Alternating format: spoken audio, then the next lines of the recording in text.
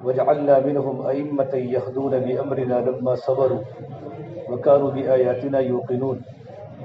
وقال سبحانه تبارك وتعالى: من المؤمنين رجال صدقوا ما عاهدوا الله عليه فمنهم من قضى نحبه ومنهم من ينتظر وما بدلوا تبديلا. وقال النبي صلى الله تبارك وتعالى عليه وسلم: خيركم من تعلم القرآن وعلمه. رواه البخاری او كما قال النبی صلی اللہ تبارک وتعالی علیہ وسلم.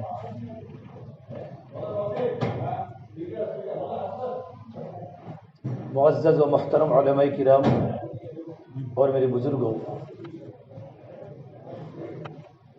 یہ جو مجمع بیٹھا ہے وہ اہل علم کا مجمع بیٹھا ہے. اہل علم کے سامنے بیان نہیں ہوتا، کیونکہ ہم سارے کے سارے ایک ہی کلاس کے ساتھی ہیں، بلکہ علماء کے سامنے میرے بھائی مذاکرہ ہوتا ہے.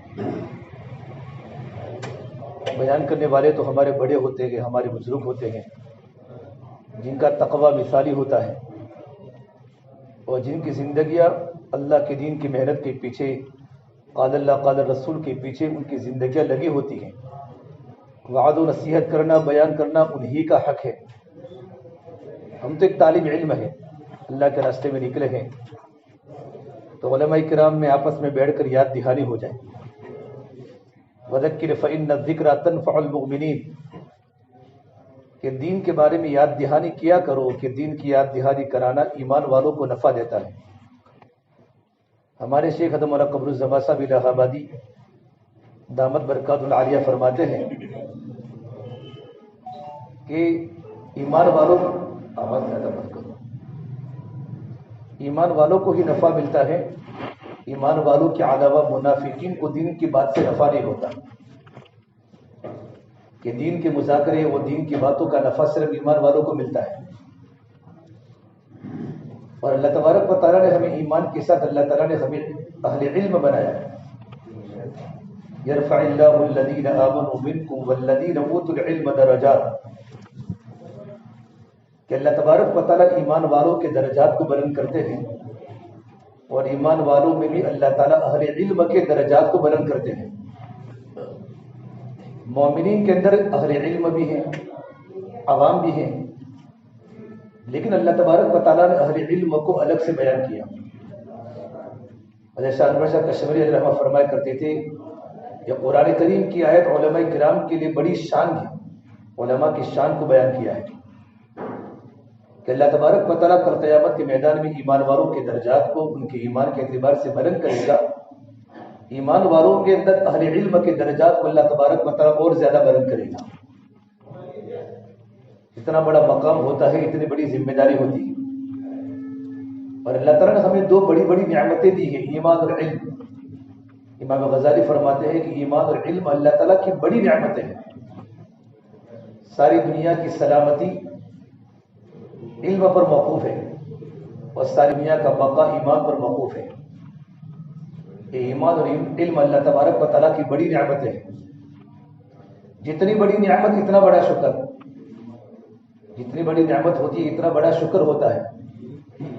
اور اللہ تبارک و تعالیٰ کی ترتیب ہے کہ اللہ تبارک و تعالیٰ جب اپنے بندوں کو نعمت دیتا ہے تو نعمت دینے کے بعد اللہ تعالیٰ شکر کا تقاضا کرتے ہیں. یہ اللہ کی ترتیب ہے. جب اللہ نے موسیٰ علیہ السلام کو اللہ تعالیٰ نے منتخب کیا رسالت کے لیے، نبوت کے لیے اور ہم کلامی کے لیے، تو اللہ نے فرمایا موسیٰ لو میری کتاب ہاتھ میں پکڑو، میرے شکر گزار بندوں میں شامل ہو جاؤ. قال یا موسیٰ انی اصطفیتک علی الناس برسالاتی وبکلامی فخذ ما آتیتک وکن من الشاکرین. ہم نے آپ کو منتخب کیا ہے رسالت کے لیے، نبوت کے لیے، ہم کلامی کے لیے. فخذ ما آتیتک، لو اس کتاب کو ہاتھ میں پکڑو اور میرے شکر گزار بندوں میں شامل ہو جاؤ. اللہ تبارک و تعالیٰ کو بندوں کی شکر گزاری اللہ کو بہت پسند ہے. جتنی بڑی نعمت ہے اتنا بڑا شکر ہے. اس لیے اللہ کے نبی صلی اللہ تبارک و تعالیٰ علیہ وسلم نے مدینہ منورہ کے بہت بڑے عالم، اعلمهم بالحلال والحرام معاذ بن جبل، اس امت میں سب سے زیادہ حلال اور حرام کو جاننے والے معاذ بن جبل ہیں. آپ صلی اللہ تبارک و تعالیٰ علیہ وسلم نے بعد الفجر ان کی ملاقات کی اور آپ نے جملہ کہا، واللہ انی لأحبک یا معاذ، یا میں صرف ایک ہی صحابی کو کہا ہے اللہ کی قسم معاذ میں آپ سے بڑی محبت کرتا ہوں۔ اس کے بعد آپ نے ان کو یہ بات بتائی کہ معاذ کسی بھی نماز کے والی دعا کو پڑھنا کبھی مت چھوڑنا، لا تدعن دبور الصلاۃ اللہم اعنی علی ذکرک وشکرک وحسن عبادتی، کہ اللہ تبارک و تعالیٰ تو تیری مدد فرما تیرے ذکر کرنے پر، تیرے شکر کرنے پر اور حسن عبادت پر تیرا تعاون فرما، کہ میں اللہ تبارک و تعالیٰ کی نعمتوں کا شکر گزار بندہ بنوں۔ اللہ نے قرآن کریم میں انبیاء علیہ السلام کی نعمتوں کا ذکر کیا ہے، وَلَقَدْ آتَيْنَا دَاوُودَ مِنَّا فَضْلًا يَا جِبَالُ أَوِّبِي مَعَهُ وَالطَّيْرَ وَأَلَنَّا لَهُ الْحَدِيدَ أَنِ اعْمَلْ سَابِغَاتٍ وَقَدِّرْ فِي السَّرْدِ وَاعْمَلُوا صَالِحًا إِنِّي بِمَا تَعْمَلُونَ بَصِيرٌ۔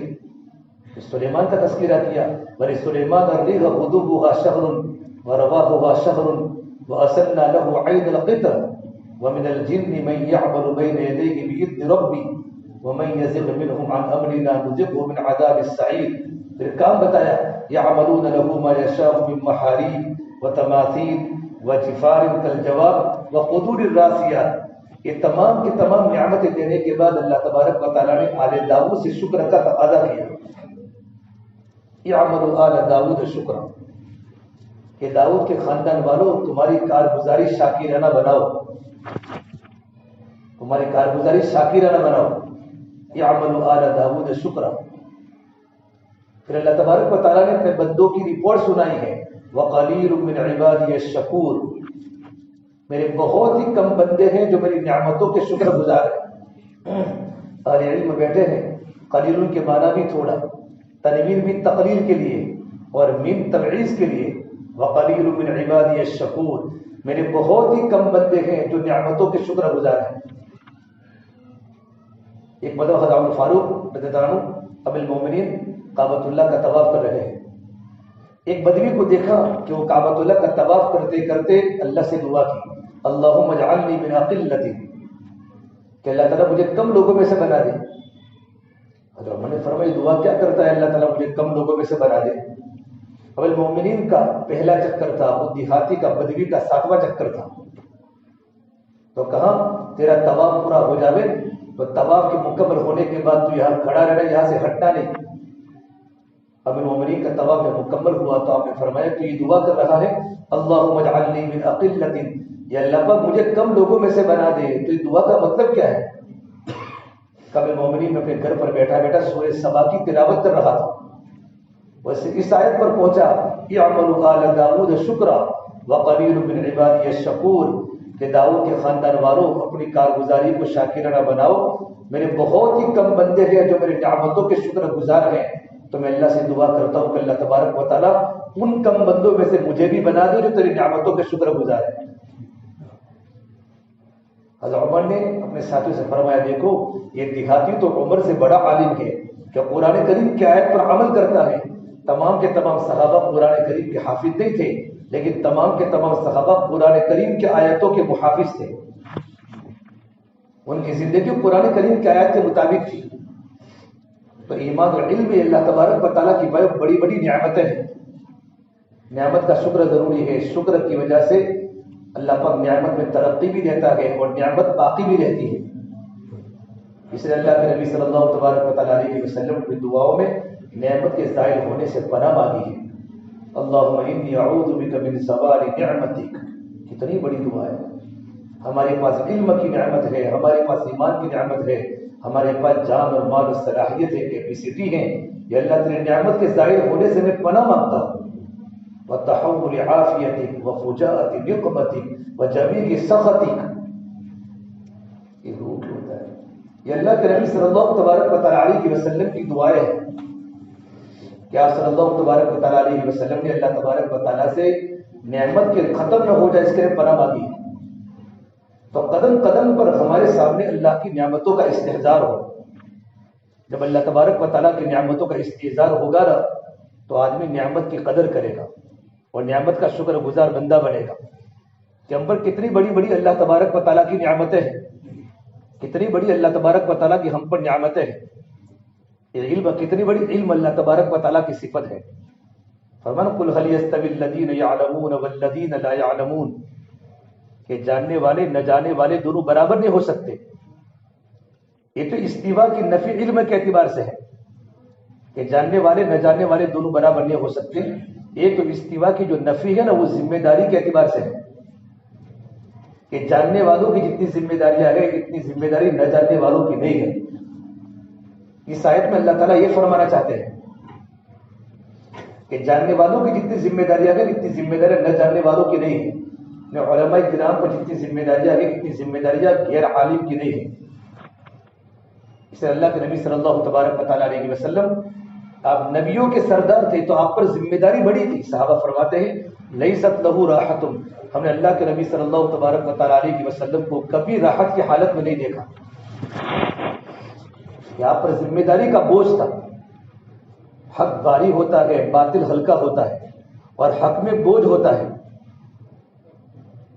اور اسلام پھیلا ہے تکلیفوں سے اور کفر پھیلا ہے راحتوں سے. حضرت اللہ سے فرمائے تھے بدایت الدعوہ المکارہ ونہایتہ النجات، کہ دعوت کی ابتدا ناگواریوں سے ہوتی ہے اور انتہا کامیابی سے ہوتی ہے. حق میں بوجھ ہوتا ہے، حق بھاری ہوگا، باطل ہلکا ہوگا. اور جہاں بوجھ ہوتا ہے نا بوجھ، وہاں ہوتی ہے تربیت. اللہ تبارک و تعالیٰ نے نبیوں کی تربیت کی. اللہ پاک نبیوں کی تربیت کرتا ہے اور نبیوں کے بعد اللہ تبارک و تعالیٰ نبیوں کی وارثوں کی تربیت کرتا ہے. اور علماء جو کہ وہ انبیاء کے وارث ہیں. تو وارث صرف ہم علم کے وارث نہیں ہیں، الفاظ کے وارث نہیں ہیں، بلکہ اللہ کے نبی صلی اللہ تبارک و تعالیٰ علیہ وسلم پر اللہ نے جو جو حالات ڈالے، جو جو ذمہ داریاں ڈالی، ان تمام ذمہ داریوں کے اور حالات کے بھی وارث ہیں. لیکن اللہ تبارک و تعالیٰ ہر ایک انسان کو اس کے طاقت کے مطابق اللہ پاک آزمائش کرے گا. قاری صدیق صاحب بادی رحمۃ اللہ ہمارے بزرگوں میں ہیں. لندن میں 20 وری میں پورے لندن کے علماء کو، انگلینڈ کے علماء کو جمع کیا. اور قاری صدیق صاحب بادی رحمۃ اللہ نے فرمایا ہم اللہ کے نبی صلی اللہ تبارک و تعالیٰ علیہ وسلم کے وارثین ہیں. ہمارے بزرگوں کے ہم تربیت یافتہ ہیں، ان کی صحبت میں رہے، ان کے پاس پڑھے، ہمارے اسلاف کے پاس. تو ہمارے بڑوں پر جو جو دشواریاں، جو جو حالات آئے گی وہ ہم پر بھی آئے گی. پڑھانے کے زمانے میں بھی، پڑھنے کے زمانے کے اندر بھی، کام کرنے کے اندر بھی وہ سارے کے سارے احوال ہم پر آئیں گے جو ہمارے اسلاف پر، ہمارے بڑوں پر آئے. لیکن گھبرا میں نہیں. حالات آتے ہیں تربیت کے لیے اور مدد آتی ہے تسلی کے لیے. اللہ تبارک و تعالیٰ بغیر تربیت کے میں آگے نہیں چلائے گا. ام حسبتم ان تدخلوا الجنة ولما يأتكم مثل الذين خلوا من قبلكم مستهم البغساء والضراء وزلزلوا حتى يقول الرسول والذين آمنوا معه متى نصر الله الا ان نصر الله قریب. نبی میں کتنی استقامت ہوتی ہے. تو نبی کہتے ہیں اللہ تیری مدد کب آئے گی. اللہ تعالیٰ حالات جو ڈالتا ہے، حالات ناگواریاں علماء پر بہت ہوتی ہے. اور اللہ کے نبی کی حدیث ہے اشد الناس بلاء الانبیاء ثم العلماء ثم الصالحون، کہ لوگوں میں سب سے زیادہ آزمائش نبیوں پر آئے گی. جتنا ایمان مضبوط اتنی آزمائش مضبوط، جتنا علم مضبوط اتنی آزمائش مضبوط. پھر اللہ تبارک و تعالیٰ اس کے بعد اللہ تعالیٰ صالحین جتنے نیک بندے ہیں، انبیاء کے بعد علماء ہے، علماء کے بعد جتنے دیندار طبقہ ہے، اللہ پاک ان تمام کو ترقی جو دے گا، ترقی. انما العطایا علی متن البلایا، اللہ تبارک و تعالیٰ کی ساری عطایا بلاؤں پر سوار ہو کر آئے گا. اللہ پاک ڈائریکٹ کسی کو بخشش نہیں دیتے. اس لیے ہم اپنے بزرگوں کی پہلی دیکھیں، بزرگوں کی پچھلی نہ دیکھیں. بزرگوں کی پہلی دیکھیں کہ کن حالات میں ہمارے بڑوں نے دنیا میں کام کیا ہے اور عزیمت کے ساتھ زندگی گزاری ہے. تو سب سے پہلی بنیادی بات یہ ہے کہ ہمارے اندر اپنی ذمہ داری کا احساس پیدا ہو جائے. مولانا علی ندوی فرماتے رحمۃ اللہ علیہ کہ علماء کی مثال کیا ہے؟ علماء کی مثال تو دل کی طرح ہے. علماء کی مثال دل کی طرح ہے. اور دل میں 3 چیزیں ہوتی ہیں. نمبر 1 دل میں، دل زندہ ہے. دل جب دل زندہ ہے تو بدن کے سارے اعضاء زندہ ہے، اور اگر دل زندہ نہیں ہے تو بدن کے سارے اعضاء مردہ ہے. نمبر 2 دل میں یہ کہتی ہے حرکت. دل میں 3 حیات، حرکت اور حرارت، یہ 3 چیزیں دل میں ہوتی ہیں. ایک تو حیات میں دل زندہ ہے، اور ہم علماء ہونے کے باوجود بھی اگر ہمارے دلوں میں اللہ کا خوف نہیں ہے، اللہ کا تقوی نہیں ہے، اللہ کا یقین نہیں ہے، تو ہمارے دل مردہ ہے۔ جب دل مردہ ہو جاتے ہیں تو امت کو علماء سے جتنا نقصان ہوتا ہے اتنا نقصان کسی سے نہیں ہوتا۔ نمبر 2، ہمارے دل میں حرکت۔ جب دل میں حرکت ہوگی تو آنکھوں کا دیکھنا باقی رہے گا، کانوں کا سننا باقی رہے گا، زبان کے بول باقی رہیں گے، ہاتھوں کا پکڑنا باقی رہے گا، پیروں کا چلنا باقی رہے گا، کہ دل میں حرکت ہے۔ علماء کی حرکت پر عوام میں حرکت آئے گی، علماء کا جمود عوام کو بٹھا دے گا۔ اسے فرمایا علماء کی مثال تو بارش کے پانی کی طرح ہے، کمثل غیث۔ اور بارش کے پانی میں سب کا حصہ ہے، مشترک ہے۔ بارش کے پانی میں سب کا نفع ہے۔ اللہ نے ہر چیز کو زندہ پانی سے رکھا ہے، وجعلنا من الماء كل شيء حي۔ اللہ نے ہر چیز کو جو زندہ رکھا وہ پانی سے رکھا ہے۔ تو پانی سب کے لیے مشترک ہے اور پانی میں سب کا نفع ہے۔ تو ہمارے علم میں سب کا حصہ ہے، سب کا حصہ۔ علم کی مثال تو بادل کی طرح ہے، بادل میں جمود ہے، بادل میں حرکت ہے۔ بادل میں جمود ہے، ایک جگہ برستا ہے، بادل برستا رہتا ہے۔ علماء صرف ایک جگہ پر نہیں ہوں گے، پڑھانے کے زمانے میں سکون کے ساتھ پڑھائیں گے، وقت فارغ ہونے کے بعد علماء کی ذمہ داری عوام کی ہے۔ سمجھ لیں، ایسا فرما کرتے تھے علماء کی 2 ذمہ داریاں ہیں۔ علماء کی سب سے پہلی ذمہ داری ہے کہ علماء بناوے، یہ علماء کی ذمہ داری ہے۔ ہمارے بڑے بڑے مدارس ہیں، مدارس اسلامیہ ہیں، بڑے بڑے دارالعلوم ہیں، وہاں علماء تیار ہوتے ہیں، علماء کو بنانے کی فیکٹری ہے، اور یہ فرض کفایہ ہے، فرض عین نہیں ہے کہ ہر بستی میں ہر گاؤں میں ایسے علماء کچھ تیار ہو جاوے کہ بستی کی تمام ضرورتیں علماء سے پوری ہو۔ اگر پوری بستی میں اگر ایک عالم پیدا نہیں ہوا اور علاقے والوں کو علم کی ضرورت پڑی تو ذمہ دار کل قیامت کے میدان میں پوری بستی والے رہیں گے۔ یہ فرض کفایہ کے درجے میں ہے۔ جیسے ایسا پالم پورے فرماتے ہیں کہ علاقے میں ایسے ڈاکٹر کا ہونا بھی ضروری ہے، یہ بھی فرض کفایہ ہے کہ اگر کسی کو دل کا دورہ پڑ جاوے اور پورے علاقے میں ایسا کوئی ڈاکٹر ہم نے نہیں بنایا علم طب کے لے کر، اور اس کا انتقال ہو چکا تو پوری بستی گنہگار ہوگی۔ اس طرح یہ مدارس علماء کی ذمہ داری کہ علماء تیار کریں۔ آج ماشاءاللہ دیکھو مدارس میں کتنی محنت ہو رہی ہے، ہمارے بچے ہمارے پاس پڑھتے ہیں، کہاں سے پڑھنے آ رہے ہیں۔ امانت داری کے ساتھ بچوں کو پڑھانا، وقت کی پابندی کے ساتھ۔ حضرت مفتی احمد صاحب خان پوری صاحب کے پاس جانا ہوتا ہے تو کبھی کبھی فرماتے تھے کہ میں نے ڈابے میں مولانا بدر عالم صاحب میرٹھی کو دیکھا ہے کہ 17 سال تک حضرت ہمارے دارو میں پڑھایا، 1 منٹ کبھی لیٹ نہیں ہوئی۔ اتنی اسباب کی پابندی تھی، اور ان کی پابندی کو دیکھ کر طلباء پر بڑا گہرا اثر ہوتا تھا۔ وہی مولانا بدر عالم میرٹھی ایک بتا پالمپور میں نواب کیا نکاح تھا، مولانا بدر عالم صاحب میرٹھی کلیکٹر کے بیٹے ہیں، کسی مولوی کے بیٹے نہیں ہیں۔ ان کے ابا تو کلیکٹر تھے، ڈپٹی کلیکٹر بہت بڑے، اور اللہ نے دیندار تھے، بزرگوں کی صحبت تھی۔ اللہ والوں کی صحبت سے آدمی ہیرا بن جاتا ہے۔ ہمارا بدر عالم کو پڑھا، بڑے بہترین عالم بنے، سب جانتے ہیں، ان کی کتابیں ہیں۔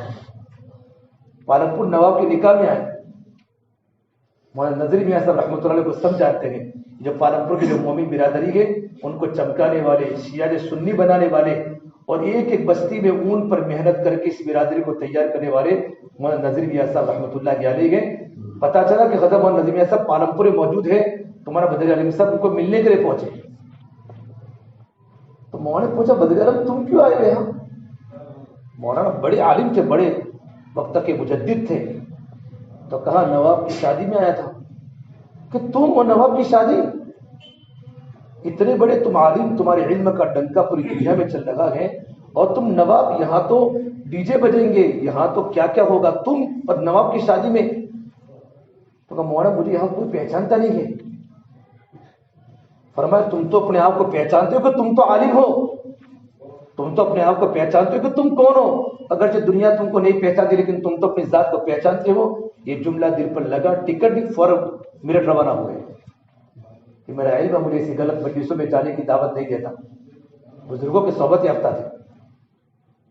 تو علماء کی ذمہ داری کہ علماء تیار کریں۔ علماء مدارس میں یہ بچے ہمارے پاس آتے، امانت مکاتب، ہم کتنے سالوں سے ہم مکاتب پڑھاتے ہیں، کچھ 10 سال سے پڑھاتا ہے مکتب میں پڑھانے والے علماء تو علماء ربانیین ہیں، يعلمون الصغار قبل الكبار، یہ تو چھوٹے چھوٹے بچوں کو علم سکھاتے ہیں۔ حضرت یوسف بن نوری فرماتے رحمۃ اللہ علیہ کہ مکاتب میں پڑھانے والے علماء تو علماء ربانیین ہیں، بچوں کی تربیت کرتے ہیں، بچوں کو پڑھاتے ہیں۔ تو مکاتب میں پڑھنے والے طلباء کو پڑھانا، ہم 10 سال سے مکتب میں پڑھاتے، ہم نے کتنے بچوں کو دارالعلوم میں حافظ بنانے کے لیے بھیجا؟ یہ ہم سوچیں، ہم نے کتنے علماء کو ہم نے تیار کیا، کتنے طلباء کو تیار کیا جو عالم بنے، جو حافظ بنے، جو مفتی بنے۔ حالانکہ ہمارے پاس بہت سارے بچے ایسے کہ جو ذہنی اعتبار سے استعداد کے بچے ہوتے ہیں، لیکن صرف پڑھانے کی ڈیوٹی 10 بجے ہمارا وقت پورا ہو چکا۔ حالانکہ حق یہ تھا ہم اس بچے کے ماں باپ سے تعلق کرتے، یہ بچہ آگے جا کر وقتہ کا بہت بڑا عالم بن سکتا تھا۔ ماشاءاللہ یہ تھراد میں ہمارے بڑے ایوب صاحب بجادر کے ہیں، تھراد۔ اب جب مفتی عمران پڑھاتے ناول میں تھراد والے، یہ سارے کے سارے میمن برادری کے بچے تھے۔ میں جاتا ہوں اکثر وہاں بات ہوتی ہے، تمہارے ایوب صاحب مجھے کہتے ہیں کہ مولانا بیان کے بعد تشکیل کرنا کون آئندہ سال اپنے بیٹی کو مدرسے میں پڑھنے بھیجے گا۔ کتنے علماء انہوں نے تیار کیے، وہاں ایک عالم پوری بستی میں نہیں تھا، اور ایسے قابل علماء پیدا ہوئے جو ڈابل جیسے مدرسے کے مدرس ہیں، بہت سے علماء تیار کیے۔ تو مکاتب کے علماء کی ذمہ داری ہے کہ مکاتب میں رہ کر ہم امانت داری کے ساتھ بچوں کو پڑھانا، بڑی قربانی ہے پڑھانے کی، اس لیے کہ علم کا بدلہ ہمیں دنیا میں نہیں ملے گا میرے بھائیو۔ یہ کم سیلری میں اور کم تنخواہ میں ہمارے علماء جو پڑھاتے ہیں نا، سب کو پتہ ہے کہ کتنے علماء کے گھر میں کبھی بکرے کا گوشت نہیں ہوتا، سب علماء جانتے ہیں کن قربانیوں کے ساتھ ہمارے علماء دین کی خدمت انجام دے رہے ہیں۔ جیسے ہمیں تو ہمارے اسلاف پر نظر ڈال کے زندگی گزاریں گے تو ہمیں صبر ملے گا کہ میرے آقا صلی اللہ تبارک و تعالیٰ علیہ وسلم تو نبیوں کے سردار تھے، اگر میرے آقا چاہتے تو جنت کی سواری اتر سکتی تھی، لیکن آپ کے گھر میں بھی 2 مہینہ تک چولہا نہیں جلا، بلکہ آپ کی بیویوں نے تقاضا کیا۔ مدینہ منورہ میں 9 بیویاں تھیں، اور مدینہ کی 9 بیویوں نے تقاضا کیا کہ اللہ کے نبی گھر میں 2 مہینہ چولہا نہیں جلا، ہمارا خرچہ تھوڑا سا بڑھا دو، تھوڑا سا خرچہ بڑھا دو۔ تو آپ کو اتنا غصہ ہوا۔ نبی کی گھر کی عورتیں الگ ہوتی ہیں، علماء کی گھر کی عورتیں الگ ہوتی ہیں۔ ہمارے گھر علماء کی زندگیاں، علماء کے مکانات اور علماء کی ترتیب عوام سے الگ ہوتی ہے۔ میرا نبی کو اتنا غصہ آیا تو آپ نے فرمایا میں ان عورتوں سے بات نہیں کروں گا، اور یہ بات پورے مدینہ منورہ میں بات چل گئی۔ صدیق اکبر کی بیٹی عائشہ ہے، حضرت عمر کی بیٹی حفصہ ہے، دونوں ہمارے غصے کے تشریف لائے اپنی بیٹیوں کے پاس، تم نے کیا کیا؟ تم نے اللہ کے نبی کے پاس خرچے کا تقاضا کیا، خرچے کا تقاضا کیا۔ اللہ کے نبی ناراض ہے تو اللہ ناراض ہے، خرچے کا تقاضا کیا۔ حضرت عمر فاروق اپنی بیٹی حفصہ کو ڈانٹنے لگے، پھر اللہ کے نبی کے پاس پہنچے۔ مدینہ منورہ میں بات مشہور ہو گئی کہ اللہ کے نبی صلی اللہ تبارک و تعالیٰ علیہ وسلم نے اپنی بیویوں کو طلاق دے دی ہے، یہ بات مشہور ہو گئی۔ تو قابل اللہ کے نبی آپ نے اپنی بیویوں کو طلاق دے دی ہے کہ نہیں؟ میں نے اپنی بیویوں کو طلاق نہیں دی ہے۔ تب ان دونوں صحابہ نے دل میں سکون کا، اطمینان کا سانس لیا۔ پھر اللہ نے کلام اللہ کی آیت نازل فرمائی کہ نبی جب اپنی بیویوں کو بتا دو، یا ایھا النبی قل لازواجک ان کنتن تردن الحیاۃ الدنیا وزینتها فتعالین امتعکن واسرحکن سراحا جمیلا۔ یہ نبی اپنی بیویوں کو بتا دو اگر تمہیں دنیا چاہیے، 2 مہینے گھر میں چولہے نہیں جلے، اگر تمہیں دنیا چاہیے، اگر تمہیں دنیاوی زندگی کا ڈیکوریشن چاہیے، فتعالین تم میرے پاس آؤ، میں تم کو مہر کی رقم کو ادا کر کے، کچھ رقم ادا کر کے میں تم کو اپنے نکاح سے الگ کر دوں۔ یہ اللہ کے نبی پر حکم آیا۔ اور اب یوں کہ وَإِن كُنتُنَّ تُرِدْنَ اللَّهَ وَرَسُولَهُ وَالدَّارَ الْآخِرَةَ فَإِنَّ اللَّهَ أَعَدَّ لِلْمُحْسِنَاتِ مِنكُنَّ أَجْرًا عَظِيمًا۔ اگر تم اللہ کو چاہتی ہو، اللہ کے رسول کو چاہتی ہو اور آخرت کو چاہتی ہو، تو اللہ پاک نے نیک عورتوں کے لیے اللہ نے اجر عظیم کا وعدہ کیا ہے۔ اللہ تبارک و تعالیٰ کا منشا کیا ہے؟ اللہ تبارک و تعالیٰ کہ نبی کی عورتیں زندگی فاقوں میں گزاریں گی، اور نبی کو کہا تم کو کہہ دو۔ اے آیت نازل ہونے کے بعد آپ نے عائشہ کو بولا، عائشہ کو، عائشہ آسمان سے آیت نازل ہوئی ہے، لیکن تم اس کے بارے میں جلدی مت کرنا، اپنے ابا سے مشورہ کرنا۔ اگر تمہیں دنیا چاہیے، تمہارے گھر میں کھانے کی نعمتیں چاہیے، تو اگر تم کہو تو میں تم کو اپنے نکاح سے الگ کر دوں، کچھ رقم دے کر۔ حضرت عائشہ نے فرمایا نہیں اللہ کے نبی، زندگی فاقوں میں گزار دو گی لیکن میں آپ کے نکاح سے ہٹ نہیں سکتی۔ اور علم نے لکھا ہے کہ شوہر کی ذمہ داری کا نان نفقہ بیویوں پر واجب ہے، لیکن مفسرین نے لکھا ہے نبی کی عورتوں کے شان کی خلاف تھا کہ نبی سے خرچے کا تقاضا کرے. اس آیت ماتحت علامہ انور شاہ کشمیری نے لکھا ہے اہل علم کے بھی مناسب ہے اپنے گھروں کی زندگی کو بالکل سادہ بناوے. ہم نمونہ بنے نمونہ. امام محمد فرماتے میں رات کو اپنے گھر سے نکلا رحمۃ اللہ علیہ، تو ہماری پڑوس کی عورت نے کسی عورت کے سامنے یوں کہا، بڑھیا نے کسی بڑھیا کو یوں کہا، یہ ہمارے مسیح کے امام محمد ہیں، کبھی ان کو رات کو میں نے سوتے نہیں دیکھا. امام محمد فرماتے اللہ کی قسم اللہ جانتا ہے میرا اٹھنے کا معمول تو میرا رات کو تہائی حصے میں تھا، میں پوری رات سوتا تھا، لیکن جب بستی والوں کو میرے بارے میں گمان ہو کہ امام محمد راتوں کو سوتے نہیں ہیں، راتوں کو اللہ کے سامنے تڑپتے ہیں، تب سے میں نے راتوں کا سونا ہی چھوڑ دیا. ہمارے پاس علم بہت بڑی اللہ تعالیٰ کی نعمت ہے، اور جتنی بڑی نعمت ہے اتنا بڑا شکر، اتنی بڑی ذمہ داری ہم پر ہے. فضیلت کے ساتھ ذمہ داری ہے، ذمہ داری کے ساتھ فضیلت ہے. یہ جو ملی ہے ہم کو فضیلت وہ ذمہ داریوں کی وجہ سے ملی ہے.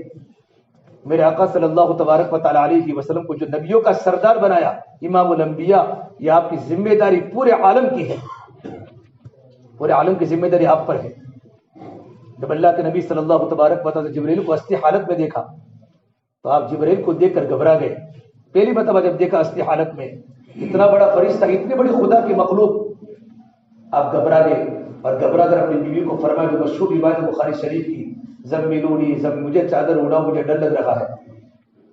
حضرت خدیجہ نے چادر اڑائی. علماء نے لکھا ہے، ابن کثیر نے تفسیر کثیر میں لکھا ہے غم کی حالت میں چادر کو اوڑھ کر سونا سنت ہے، اس سے غم ہلکا ہو جاتا ہے، ڈپریشن کم ہو جاتا ہے.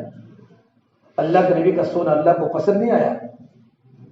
حضرت خدیجہ کہہ رہی ہے واللہ لا یخزیک ابدا، اللہ کی قسم کبھی اللہ آپ کو رسوا نہیں کرے گا. آپ کے اخلاق ہے انک لا تصل الرحیم وتعین علی نوائب الحق وتکسب المعدوم وتحمل الکل. پوری اللہ کی بیوی اپنے شوہر کی تعریف کر رہی ہے. ایک جگہ پر میں نے پڑھا اگر پوری دنیا ہماری تعریف کرتے ہوئی حضرت ہے ہمارے، لیکن اگر ہماری بیوی ہماری تعریف نہیں کرتی تو ہم اللہ کی نگاہ میں بھی اچھے نہیں ہیں.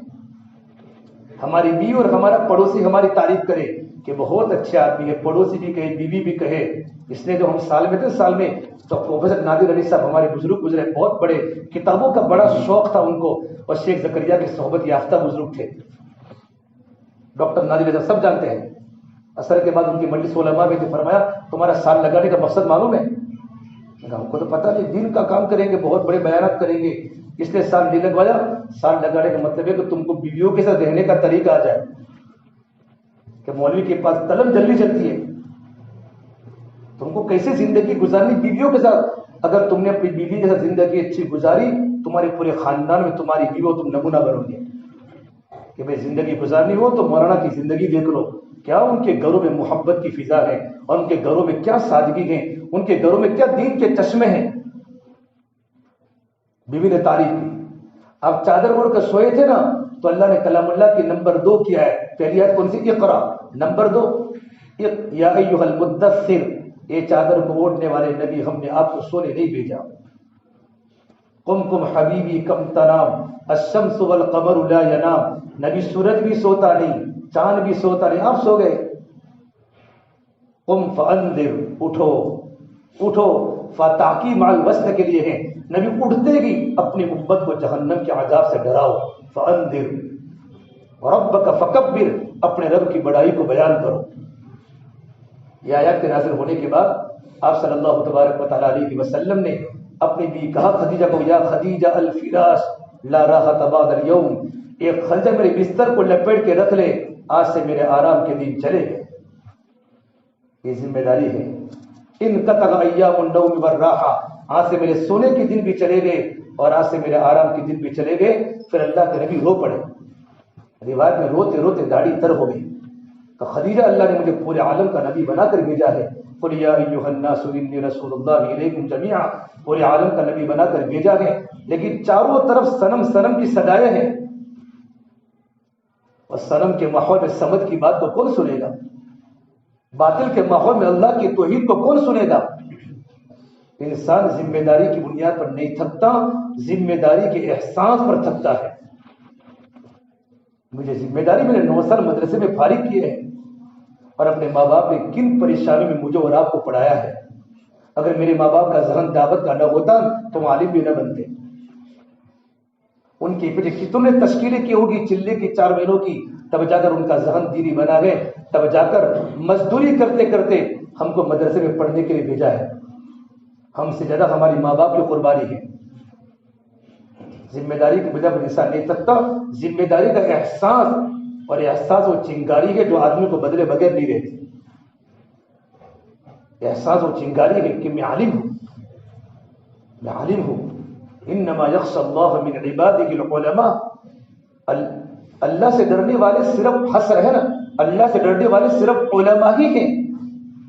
علماء کے علاوہ عوام اللہ سے ڈر ہی نہیں سکتی. ایک ہے خشیت, ایک ہے خوف, دونوں کا معنی ڈر ہے. ما الفرق بین الخوف والخشیہ؟ خشیت بولتے ہیں آدمی جس سے ڈرے اسی کی طرف بھاگے, اس کو بولتے ہیں عربی میں خشیت, کہ جس سے ڈرے اسی کی طرف جائے. اللہ سے ڈرے تو اللہ کی طرف جاگے. اور خوف بولتے جس سے ڈرے اس سے بھاگے. حضرت موسیٰ بھاگے تھے, ولم تعقب, پیچھے بھی نہیں دیکھا مڑ کے. اس کو دیکھ کے بھاگے تھے, اژدہا کو دیکھ کر, کہ عصا جب بن گیا تو موسیٰ علیہ السلام بھاگے. یہ خوف ہے کہ جس سے ڈرے اس سے بھاگے. اور اللہ کا جو خوف ہے خشیت, کہ اللہ سے ڈرنے والے علماء ہی ہے. جب صحیح علم آدمی کی زندگی میں پیدا ہوتا ہے تو علم کا سب سے بڑا تقاضا یہ ہوتا ہے کہ آدمی کے دل میں خوف پیدا ہو جاتا ہے. آدمی کے دل میں, انسان کے دل میں خدا کی خشیت آ جاتی ہے, اور عظمت کے ساتھ اللہ کی محبت جب دل میں آ جاتی ہے نا, تو آدمی پھر کبھی اللہ کی نافرمانی نہیں کرتا. آپ رونے لگے ذمہ داری کے احساس پر. کہا خدیجہ میری بات کو کون سنے گا, میری بات کو کون سنے گا؟ چاروں طرف باطل ہے. یہ ذمہ داری کا احساس ہے. وہ ذمہ داری کا احساس پورے کے پورے علاقوں کے پلٹنے کا ذریعہ اللہ پاک کے عالم کو بنا دیتے ہیں. تو میرے نبی کی بیوی نے کیا فرمایا, یار یہ اللہ کے نبی, انت اول من تدعو انا اول من استجیب. اب دعوت دینے میں پہل کرے, میں لبیک کہنے میں پہل کروں گی. اور سب سے پہلے حضور کی بات حضرت خدیجہ نے مانی. اتنی مانی کہ حضرت خدیجہ مکہ کی مالدار ترین تاجرہ عورت, سب کو پتا ہے. ایک دن اللہ کے نبی گھر پر تشریف لائے تو دیکھا گھر میں رونے کی آواز ہے. سوچا خدیجہ گھر میں کون رو رہا ہے؟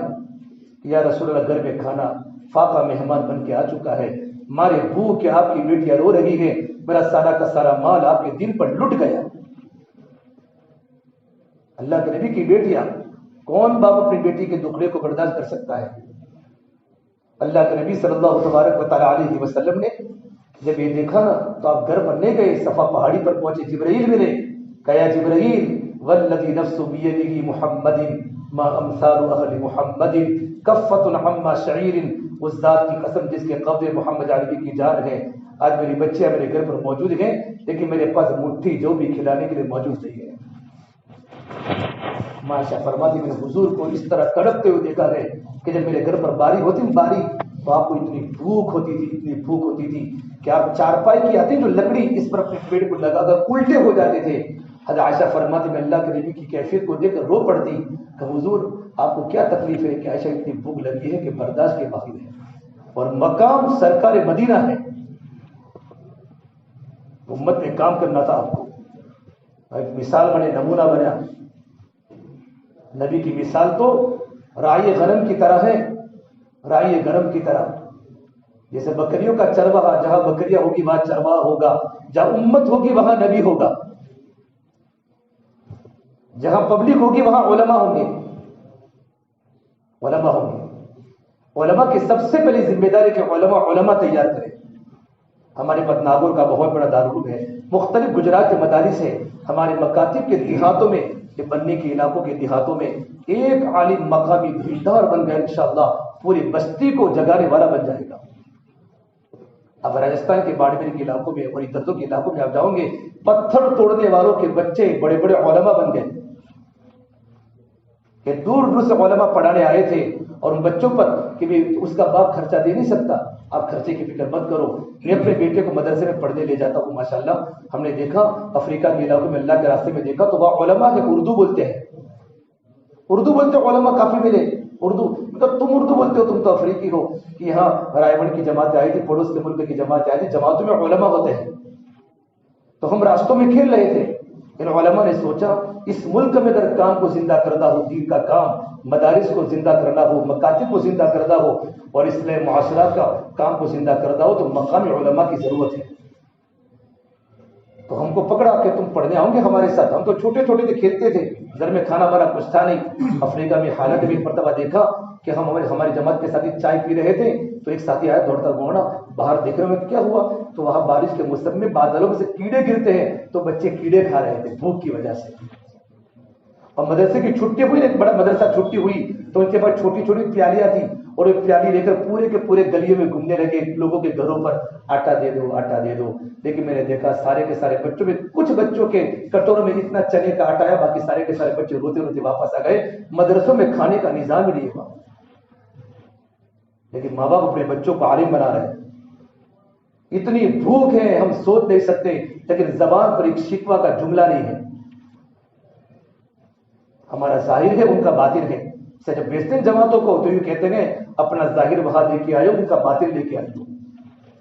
ہمیں جو صفت صبر ہے، صفت شکر ہے، جو قرآن کریم کی تلاوت کا جو محبت اور اللہ کا تعلق، اللہ کے نبی کی سنتوں کے شیدائی اور وہ سارے کے سارے صفات، زہد و قناعت، یہ ان تمام میں موجود ہے۔ تو ہمارے علماء بنا دیں، یہ سب سے پہلی ذمہ داری ہماری ہے کہ ہم اپنی مکاتب میں محنت کر کے وہاں کے بچوں کو ایسا تیار کریں کہ بچے بڑے بڑے مدرسوں میں جا کے ان کی نگرانی کریں، اور اگر ان کو پیسوں کی ضرورت ہو تو ہم کسی بڑے آدمی سے کانٹیکٹ کریں۔ ایک بچے کو پڑھانے پر اللہ پاک آپ کو کیا دے گا، آپ براہ راست مدرسے میں جا گیا، آپ کا بیٹا حافظ نہیں ہے، اگر تم نے اس بچے کو حافظ بنا لیا، عالم دین بنا دیا، مفتی بن گیا بچہ، اس سے جتنے علوم دنیا میں پھیلیں گے آپ کو نفع ہوگا۔ لیکن آپ پیسے اپنے ہاتھ میں نہ لیں، علماء پیسوں کے بارے میں احتیاط کریں۔ اگر اپنے دامن کو بچانا ہو تو لوگوں کی زکات بھی نہ لیں، آپ ڈائریکٹ زکات مدرسے میں دے بھائی، ہم نہیں دیں گے کسی کو۔ احتیاطی زندگی، علماء کو پیسوں کے بارے میں بہت ضروری ہے۔ عوام جتنی بدگمان علماء سے ہوتی اتنی کسی سے نہیں ہوتی، اور بدگمانی کے راستوں سے بھی اپنے آپ کو بچانا ہے۔ ہمارے علماء کی پہلی ذمہ داری ہے کہ علماء تیار کریں گے انشاءاللہ۔ ایک فکر کریں، ایک غریب کا بچہ ہم نے 10 سال ایک جگہ پر پڑھایا ہے، ایک بچہ بھی بن گیا تو پوری بستی کو زندہ کرنے والا بن جائے گا۔ تو کہہ رہے تھے کہ ہم تو پڑھتے تھے چھوٹے چھوٹے بچے، ان کے ماں باپ کے پاس آ کر جماعت والوں نے ملاقات کی، رائے گڑھ والوں نے، مولانا نے، ہم تمہارے بچوں کو رائے گڑھ لے جاؤ گے، کہ لے جاؤ ہمیشہ کے لیے، کیونکہ گھر میں بھوک ہے، کھلانا پلانا بہت بڑا مسئلہ ہوتا ہے۔ ہم ان بچوں کو اٹھا کر لے گئے وہاں، اور رائے گڑھ کے مدرسے میں وہاں 10 سال تک پڑھایا، وہاں سال لگوایا، اور سال لگوانے کے بعد کہا اب جاؤ تم اپنے ملک میں، کہ ہم تو نہیں جائیں گے، ہم کو تو یہ اچھا لگتا ہے، لیکن ان کو اپنے علاقے میں واپس بھیجا۔ وہی علماء وہاں بڑے بڑے مدرسوں کے ذمہ دار ہیں۔ تبلیغی کام کی محنت سے اللہ نے کیا امت کو سیراب کیا ہے۔ دوسرے علماء کی ذمہ داری مجھے ایسا فرماتے تھے، علماء کی ذمہ داری یہ ہے کہ علماء، اگر کوئی عالم کسی مسجد میں نماز پڑھتا ہے، کسی مسجد کا امام ہے، کسی مسجد میں مدرس ہے، تو مسجد کے اطراف میں جتنے مسلمان ہیں طبقات کا علم امت کو دے، یہ علماء کی ذمہ داری ہے۔ طبقات کا علم دے، مختلف طبقوں کے لوگ ہماری مسجد کے اطراف میں رہتے ہیں، کوئی تاجر ہے، کوئی مزدور ہے، کوئی بیاپاری ہے، الگ الگ لوگ طبقات ہیں، ان طبقات کو ان کے لائن کا دین ملنا چاہیے علماء کے ذریعے۔ اس وقت ہوگا جب کہ ہمارا تعلق عوام سے دین کی بنیاد پر ہوگا۔ مولانا ایسا کا ملفوظ ہے کہ علماء عوام کے لیے آنکھ ہے، عوام علماء کے بغیر اندھے ہیں، علماء عوام کے لیے آنکھ ہے، اور عوام علماء کے لیے پیر ہیں۔ اگر ہمارے پاس عوام نہیں تو علماء لنگڑے ہیں۔ وَإِذْ قَالَ مُوسَىٰ لِقَوْمِهِ يَا قَوْمِ لِمَ تُؤْذُونَنِي وَقَدْ تَعْلَمُونَ أَنِّي رَسُولُ اللَّهِ إِلَيْكُمْ۔ حضرت موسیٰ نے اپنی قوم کو کہا تھا تم مجھے تکلیف کیوں پہنچاتے ہو، حالانکہ تم جانتے ہو کہ میں اللہ کا رسول ہوں۔ ہر نبی کا تعلق اپنی قوم کے ساتھ تھا۔ یا قوم ابلغکم رسالات ربی وانصح لکم واعلم من اللہ ما لا تعلمون۔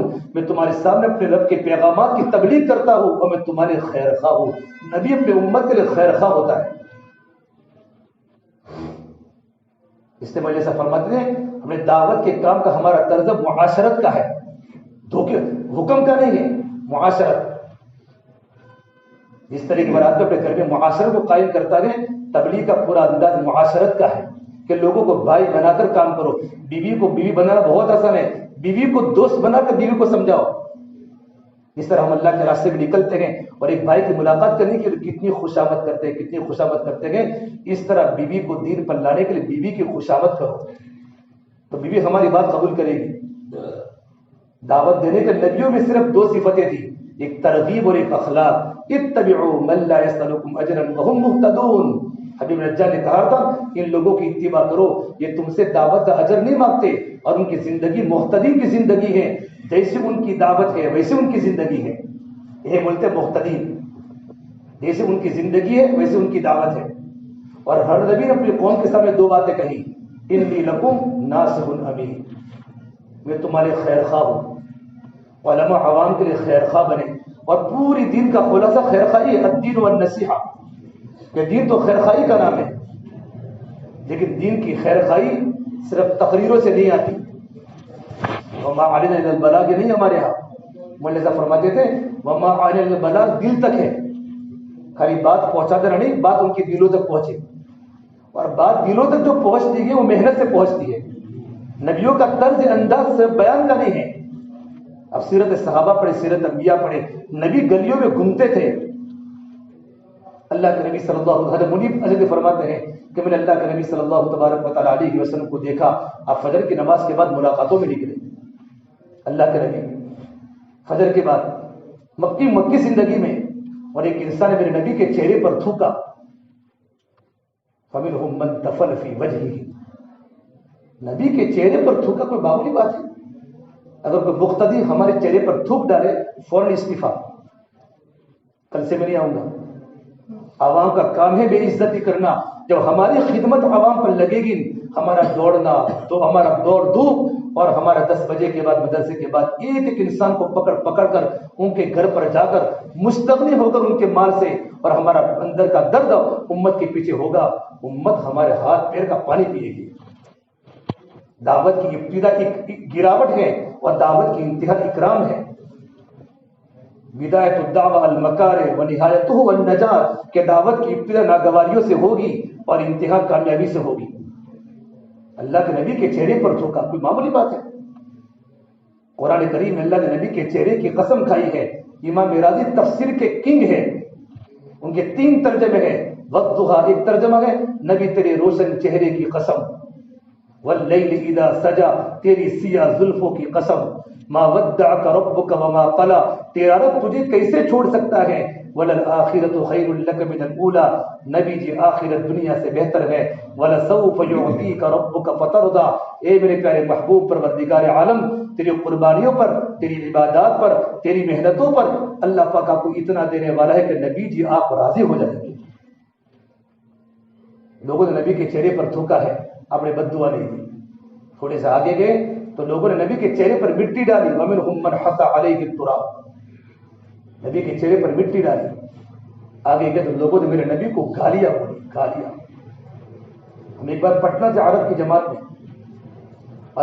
میں چل رہے تھے تو ایک مدینہ منورہ کے عالم جماعت میں تھے، وہ عالم اللہ کے راستے میں نکل گئے، بڑے عالم تھے، وہاں جامع اسلامیہ پڑھاتے ہیں، وہاں سلفی ہیں اکثر، لیکن اللہ نے ان کو دین کی برکت سے نوازا تو وہ آئے اللہ کے راستے میں۔ 2009 کی بات میں کر رہا ہوں، تو پٹنہ کی گلی میں گشت کر رہے تھے، ایک پان کے گلے پر گئے، وہ کہا السلام علیکم، اس نے ہمارے مہمان کو اتنی خطرناک گالیاں بولی، گالیاں نہیں بلکہ گالیوں کی جمع گالے، اتنی خطرناک، اتنی کہ وہ عرب رو پڑے۔ عالم میں بھی تعجب، کیوں گالیاں، عربی میں گالیاں؟ اصل وہ دبئی میں کام کرتا تھا، اس کا کسی کفیل سے کوئی جھگڑا ہوا ہوگا تو اس نے اس کو بگایا ہوگا، مجھے سارا غصہ ہمارے مہمان پر نکال دیا۔ عرب کی آنکھوں میں ٹپ ٹپ آنسو، ایک لفظ نہیں بولا۔ مولانا عمر صاحب پالا پوری فرماتے تھے جب تم گشتوں میں نکلو گے، گشتوں میں اگر تمہارے ساتھ کوئی ناگواری سے پیش آئے گا تم صبر کرو گے، اللہ تمہارے دل کی بڑی بڑی روحانی بیماریوں کو دور کر دے گا۔ عمومی گشت اندر کے کیچڑ کو ختم کرنے کا ذریعہ ہے۔ عمومی گشت نفسانیت کو مٹانے کا واحد علاج، اندر کے کیچڑ کو ختم کرنے کا واحد علاج عمومی گشت ہے۔ حضرت مولانا صاحب فرماتے تھے اصلاح چاہتی ہے عمومیت، نفس چاہتا ہے خصوصیت، اور دعوت کا کام عمومیت کا ہے۔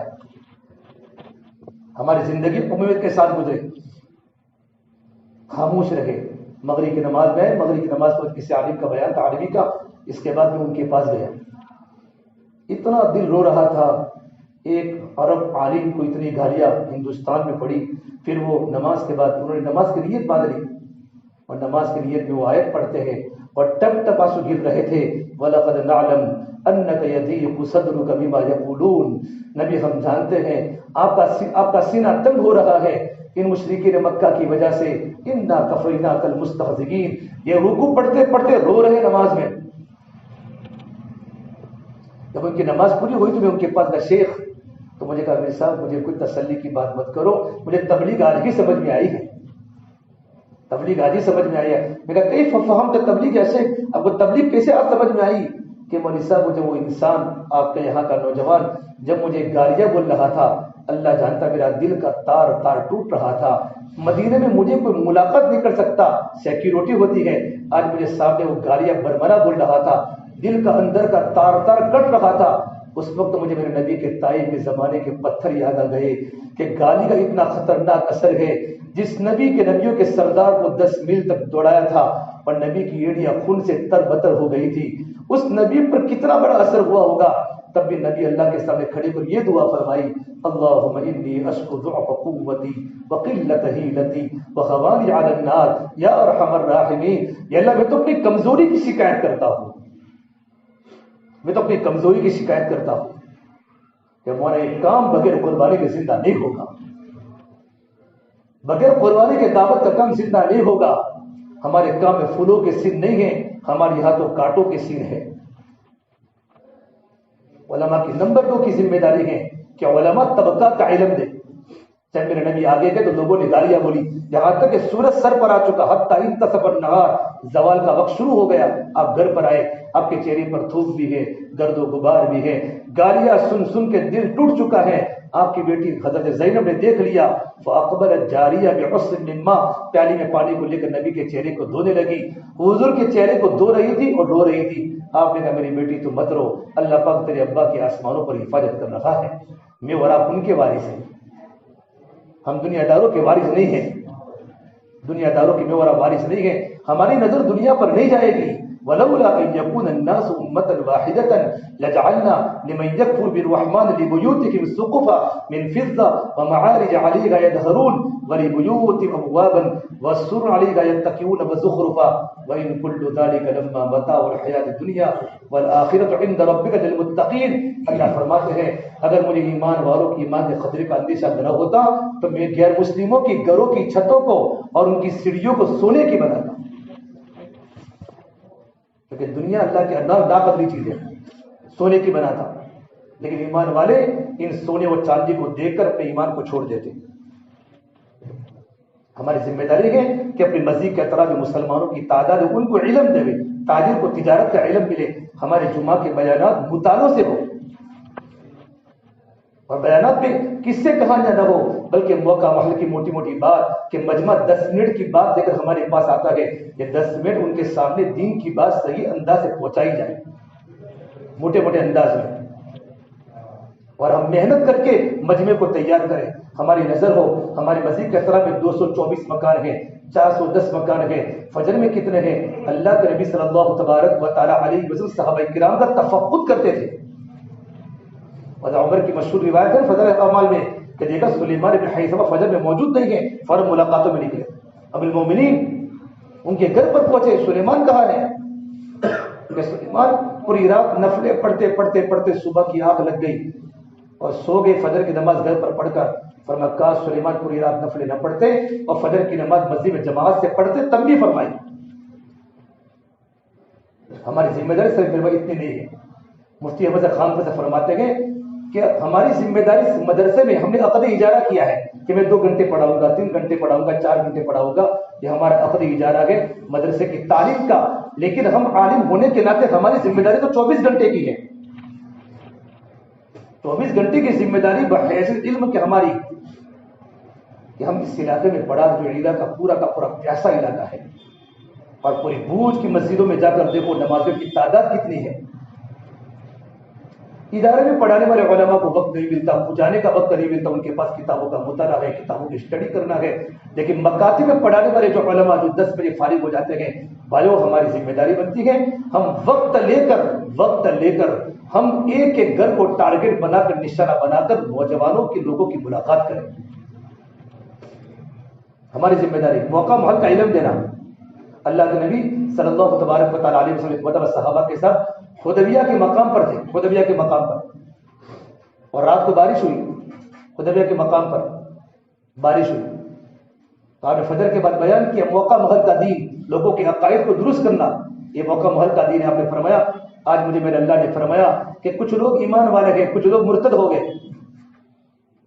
صحابہ نے اللہ نبی کیا ہوا کہ جس نے یوں کہا کہ فلاں ستارے کی وجہ سے بارش ہوئی، وہ تو مرتد ہو گئے، اور کسی نے یوں کہا بارش تو اللہ نے دی، تو لوگوں کا ایمان مضبوط ہو گیا. کیونکہ اس وقت زمانہ کا عقیدہ تھا کہ بارش جو ہوتی ہے فلاں ستارے کی وجہ سے ہوتی ہے. تو آپ اس عقیدے کو لوگوں کے سامنے موقع محل سے بارش ہے فوراً بات کی کہ کچھ لوگوں کا ایمان نکل گیا کہ جن لوگوں نے یہ یقین کیا کہ فلاں ستارے کی وجہ سے بارش ہوئی ہے، اور جن لوگوں نے یہ کہا نہیں بارش دینے والا تو اللہ ہے، وَيُنَزِّلُ الْغَيْثَ وَيَعْلَمُ مَا فِي الْأَرْحَامِ، کہ بارش تو اللہ کی دیتا ہے اور اللہ کے خزانے سے بارش آتی ہے. ان کا علم اور ان کا ایمان مضبوط ہو گیا، لوگوں کے عقائد کو درست کیا. اللہ کے نبی کے زمانے میں سورج گرہن ہوا اور لوگوں کا عقیدہ ہے، ہم پڑھتے ہیں جب سورج گرہن کی جب پہلے تاریخ طے ہو جاتی ہے تو ہمارے سائنسداں پیپروں میں لکھتے ہیں کہ بھائی سورج گرہن ہوگا، تو اس میں لکھتے فلاں جگہ جہاں پر اسنان کرنا، یہ کرنا وہ کرنا.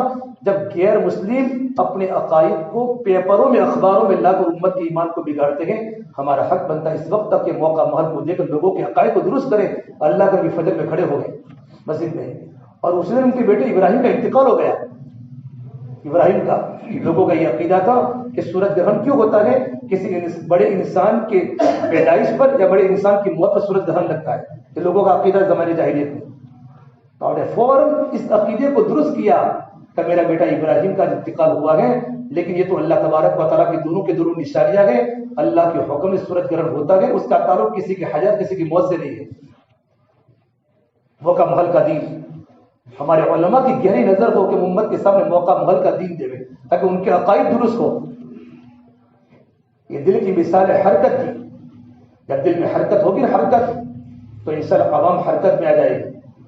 حضرت مولانا الیاس رحمۃ اللہ علیہ بہت بیمار تھے.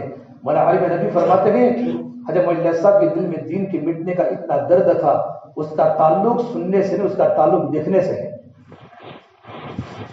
دیکھنے سے ہے. مولانا عالم نبی رحمۃ اللہ مولانا منصور نعمانی صاحب اس زمانے میں بڑے علماء میں شمار تھے، نوجوان تھے اور کسی کے علم سے متصل نہیں ہوتے تھے. غضب کا علم تھا ان کے پاس. اس زمانے میں تحریکیں بہت تھی، تحریکیں. تو ان کے دل میں ارادہ ہوا کہ ہم بھی کسی تحریک میں جڑ جاوے. تو انہوں نے ندوہ کی سفر شروع کیا. الگ الگ مستقل تحریکوں کے بانیوں کو ملے. چلتے چلتے چلتے چلتے ان کا دل میں ارادہ ہوا چلو رائے پور چلتے ہیں. حضرت مولانا عبد القادر صاحب رائے پوری کی خانقاہ چل رہی تھی. قال اللہ قال رسول کے صدائے بلند ہو رہی تھی اور دیکھا پورے دن کا منظر. تو ارادہ کیا اب تو یہی زندگی گزار لیں گے، یہی زندگی گزار لیں گے. ہمارا عالم نبی رحمۃ اللہ علیہ مولانا منظور نعمانی صاحب حضرت رائے پوری کے پاس پہنچ آئے اور پوری بات سنائی کہ حضرت ہم اس دنیا پر نکلے تھے، بہت سارے تحریکوں کو ملتے ملتے ملتے آپ کی تحریک میں آئے اور ہمیں یا قلبی اطمینان ہو چکا کہ زندگی ہم یہاں گزاریں گے یا ہمارے دلوں کو سکون ملا. رائے پور نے فرمایا ایک کام کرو، بنگلے والی مسجد میں مولانا الیاس کے پاس تم ایک بار چکر تو لگا کے آؤ، نظام الدین بنگلے والی مسجد میں. تو مولانا عالم فرماتے ہیں مولانا الیاس کا نام میں نے سنا تھا لیکن میں ان کی تبلیغ سے متصل نہیں تھا، کیونکہ میواتی کام کرتے تھے. میں ان کی تبلیغ سے متصل نہیں تھا. لیکن جب مولانا رائے پوری صاحب کی ایک اہمیت دل میں آ چکی، ان کے یہاں پورے دن گزارنے کے بعد جب ان کی زندگی دیکھی، وہاں کا خانقاہ کا ماحول نورانی دیکھا تو ایک کثر دل پر پڑا تو ہم نے ان کی بات مان لی. جیسے نظام الدین میں پہنچے تو مولانا الیاس رحمۃ اللہ علیہ کو ہم نے دیکھا کہ مولانا میواتیوں کے سامنے بات کر رہے اور فرمایا بھائیو بھائیو کہتے ہیں 17 مرتبہ بھائیو کہا تب جا کر بھائیو نکلا. اتنی زبان توتلی تھی لیکن ان کے دل میں سینے میں اتنا امت کا دین کے مٹنے کا درد تھا جب ان کا انتقال نظام الدین مرکز میں ہوا ہے تو ایک نیو مسلم مرکز میں داخل ہوا اور فرمایا مولانا عمر صاحب پالن پوری تھے، مولانا عشر رحمۃ اللہ عمر صاحب نے مولانا عشر رحمۃ اللہ علیہ تھے، اور دیوبند کے بڑے بڑے علماء مولانا مدنی، مفتی اعظم مفتی کفایت اللہ صاحب، مولانا زکریا صاحب موجود تھے، اور مولانا یوسف کو فرمایا مولانا یوسف اپنے ابا کی پیشانی پر اتر کو خوب رگڑیو۔ میں نے اس بوڑھے میاں کو گھنٹوں گھنٹوں اپنی پیشانی کو زمین پر رگڑتے ہوئے دیکھا ہے۔ ایک غیر مسلم نے حضرت مولانا عشر کے سامنے بات فرمائی تو مولانا منصور ہمارے ساتھ فرماتے تھے، ہم پہنچے تو مولانا صاحب بات کر رہے تھے، گش کا دن تھا، ہم تو ان کو دیکھتے ہی متاثر ہو گئے کہ بہت بڑے کام کرنے والے آدمی ہیں اور ان کے دل میں دین کے مٹنے کا درد ہے۔ اللہ کے نبی کے ورثہ میں شمار ہے، ان کا سب وارث سے وراثت کا صحیح حق ادا کر لگے ہیں۔ تو مجھے کہا مولانا علی میاں، مولانا منصور ہمارے تم درمیانی بات کرو، علی میاں تم میرے ساتھ، مولانا علی میاں کو کہا تم درمیانی بات کرو، مولانا منصور ہمارے کو لے کے گش میں نکلے۔ مولانا صاحب وہ زمانہ اس وقت تبلیغ عمومیت دلی والے بھی تبلیغ کو قبول نہیں کر رہے تھے، نیا تبلیغ کا دور تھا۔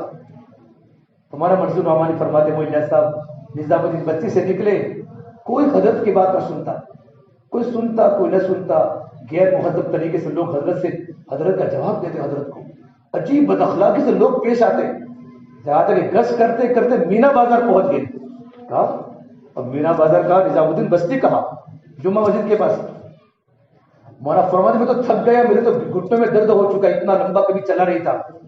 مولانا صاحب ایک عجیب انداز کے ساتھ گش کر رہے ہیں، بس ان کی زبان پر اللہ کا ذکر، دل میں شکر، دین کے مٹنے کا درد۔ جب میں واپس آیا گش کر کے مرکز میں انٹر ہوا تو میرے دل میں ایک بات آئی، میں کہا مولانا صاحب حق تو یہ تھا کہ آپ کرسی پر بیٹھتے اور دنیا کے علماء کا مجمع آپ کے بیان سے مستفید ہوتا، یہ حق تھا۔ اب یہ کیا کر رہے ہیں، یہ تو ذلت ہے، ذلت۔ کہا بولی منظور ذلت نہیں تو عین عزت ہے۔ نبی میرے نبی ابو جہل کی گالیاں سن کے میرے نبی کو ذلت نہیں ملی، منظور یہ عزت ہے، عزت ہے، ذلت نہیں ہے۔ امت کے پیچھے در در کی ٹھوکریں کھانا یہ نبیوں کا کام ہے۔ اتنا جملہ کہہ رہا اور منظور فرماتے ہیں میرا سینہ کھل گیا اور کام کیا اس میں دلوں میں اتر گئی۔ یہ کام سمجھ میں بولنے سے نہیں آتا، چلنے سے سمجھ میں آتا۔ جب آدمی چلتا ہے گھومتا ہے تو دین کے مٹنے کا درد دلوں میں آتا ہے، دل میں آتا ہے۔ پھر اللہ نے مولانا علی میاں ندوی سے کتنا بڑا کام لیا، سب جانتے ہیں۔ مولانا علی میاں ندوی نے کتاب لکھی مولانا صاحب کی زندگی کے بارے میں، اور ہمارا منظور نعمانی نے ملفوظات لکھے ہیں۔ مولانا صاحب فرماتے تھے جب مولانا صاحب جب کسی کی تشکیل کرتے اتنی ترغیب دیتے تھے، اور جب گش میں جاتے اتنی خوشامد کرتے تھے کہ لوگ کہتے اس بوڑھے میاں کی بات کو سن لو ورنہ بوڑھے میاں کہتے کہتے مر جائے گا۔ یہ صحیح درد میرے بھائیوں، یہ علماء کی دو ہری ذمہ داری ہے کہ علماء عوام کے ساتھ رہ کر عوام کے طبقات کو اللہ کے نبی کا علم دے، علم دے۔ میرے بھائیوں ہماری دنیا نہیں ہے، اللہ ہمیں آخرت میں بہت دے گا۔ ہم اپنے اسلاف کی ہماری بزرگوں کی زندگیوں کو نظر رکھیں، ہماری بیوی کو کبھی بھوک آئے گی اور ہمارے بچے کبھی اچھے کپڑے نہیں پہنیں گے اور کبھی ہمارے گھروں میں اچھا سالن نہیں بنے گا، یہ قربانی آخرت میں رنگ لائے گی۔ آپ نے ہمارے سکار باندھی کو دیکھا ہوگا، وہ جب مدرسہ قائم ہوا ہے ستو کھاتے تھے، اور جب مدرسے کا کھانا جب پورا ہوتا تو بچوں کا بچا ہوا کھانا ہمارا سکار کھاتے تھے۔ کتنا بڑا مقام، کتنی کرامات ظاہر ہوئی۔ اب تک ہوا جو مدرسہ ہے پوری حضرت کی دعاؤں کی برکات کا نتیجہ ہے۔ اللہ جتنا بھی کام لے رہا ہے، مولانا غلام صاحب استانوی صاحب سے ہم امت کے پیچھے لگے رہے اور اپنی زندگی کو صحیح بنانے کی کوشش کریں۔ مولانا صاحب کا انتقال ہوا، انتقال کا وقت قریب آیا تو یہ دونوں حضرات نظام الدین پہنچے، مولانا کو بولنے کی طاقت نہیں تھی، اور مولانا کے پاس کان میں جا کر کہا حضرت طبیعت کیسی ہے؟ فرمایا میں تمہارا ہی ستایا ہوا ہوں، میں تمہارا ہی ستایا ہوا ہوں، کاش تم ہماری جماعت میں لگ جاتے۔ کیونکہ مولانا علی میں اس وقت کافی تحریکوں کے شکار ہو گئے تھے، کافی تحریکوں میں لگ گئے تھے۔ بڑا آدمی ہوتا ہے تو لوگ سب بلاتے ہیں، مجھے خطرہ ہے میں دنیا سے چلا جاؤں گا، میرا کام کوئی فتنہ نہ بن جائے۔ اگر اس کام کو علماء کے ہاتھ میں نہیں رہا اور عوام کے ہاتھ میں کام آ گیا تو عوام تو نئی نئی چیزیں کام میں داخل کرے گی، غلو کرے گی، اور غلو کام کو برباد کر دے گا۔ آج غلو ہے ہر جگہ۔ بڑے ابراہیم سے فرماتے ہیں کہ میں مدینہ منورہ میں بیٹھا ہوا تھا، مسجد نبوی میں، ایک بہت بڑے عالم شیخ ابو بکر الجزائری، نام سنا ہوگا، ابو بکر الجزائری کی کتابیں بھی پڑھی ہوگی۔ انہیں مجھے کہا ابراہیم گجراتی کے نام یا شیخ، اس طریب غیین، دو غین سے اپنے آپ کو بچانا، دو غین سے ایک غلو سے بچانا، ایک غرور سے بچانا. غلو سے کہ کام میں غلو نہ ہے. علماء کام میں لگیں گے تو کام میں اعتدال باقی رہے گا، اور اللہ کو اعتدال پسند ہے، غلو پسند نہیں ہے. یہ اہل کتاب اپنے دین میں غلو مت کرو، لا تغلو فی دینکم. ہر جگہ پر جو غلو کی وجہ سے علماء کے ہاتھ میں کام نہیں ہے، اور جب عوام نے جھنڈی ہاتھ میں لی ہے نا تو کام میں غلو پیدا ہو گیا، اور ان کے دلوں سے مدارس اور مکاتب کی عظمت نکل گئی. جب غلو ہوگا تو دوسرے دین کے شعبے کمزور پڑیں گے. یہ نبیوں والا کام ضرور ہے، لیکن مدارس بھی ہمارے ہیں، مکاتب بھی ہمارے ہیں، خانقاہیں بھی ہماری ہیں. آدمی اپنے قلب کی اصلاح کی فکر کرتا رہے گا، اعتدال والا ہوگا تو. کہ علماء اس کام میں لگے، علماء لگیں گے تو علماء کام کے نہج کو جانیں گے کہ کام میں کتنا وزن ہے اور کام کو کہاں کہاں تک کرنا ہے. اور پھر علماء لوگوں کو، بزرگوں سے تعلقات قائم کرائیں گے، اپنے بچوں کو مدرسے میں پڑھنے بھیجیں گے. بڑے برادر فرماتے ہیں جب میں نیا فارغ ہو کر دیولا پہنچا، 18 مہینے لگا کر، کتنے مہینے؟ 18 مہینے لگا کر مولانا گھر پر پہنچے تو اللہ کے راستے میں سے دیولا میں پڑھانے بیٹھا، دیولا گاؤں میں. تو اذان کی ذمہ داری میری، نماز پڑھانے کی ذمہ داری میری، مسجد کی صفائی کی ذمہ داری میری، اور جتنی جماعتیں ہیں جماعتوں میں بات کرنا، جماعتوں کا گشت کرنا، جماعتوں سب ذمہ داری میری. تو میں نے مولانا یوسف صاحب پر خط لکھا، حضرت سارا بوجھ میرے اکیلے پر ہے، سارا بوجھ میرے اکیلے پر ہے. آنے والی جماعت کی نصرت کرنا، ان کو لے کر بیٹھنا، ان کو گشت کرانا، مدرسہ پڑھانا، اذان کرنا، ساری ذمہ داری میرے اوپر ہے. تو مشورہ رحمۃ اللہ علیہ نے 2 باتیں خط کا جواب دیا. ایک بات کہا، مولا ابراہیم یہ جتنے بھی تم پر دین کے تقاضے آئے ہیں یہ سب اللہ کی طرف سے ہیں، اس کو کبھی نہ مت کہنا. 2 باتیں ملے گی. ایک تو آپ کو کام کی بصیرت ملے گی. آج جتنا ذمہ داری کو اوڑھتا ہے نا، اللہ دعوت کی حقیقت کو کھولتا ہے، کام کی بصیرت اس پر کھلتی ہے، اللہ دل میں کام کا انشراح پیدا کرتا ہے. اور دوسری بات فرمائی، اللہ پوری دنیا میں تم کو مقبولیت دے گا. آج پوری دنیا کے ہو گئے شیخ ابراہیم گجرات، کل بھی رائے منڈ میں مغرب کے بعد بنگلہ دیش میں بیان تھا، پوری دنیا ان کو سننے کے لیے عرب اور عجم آ رہے ہیں.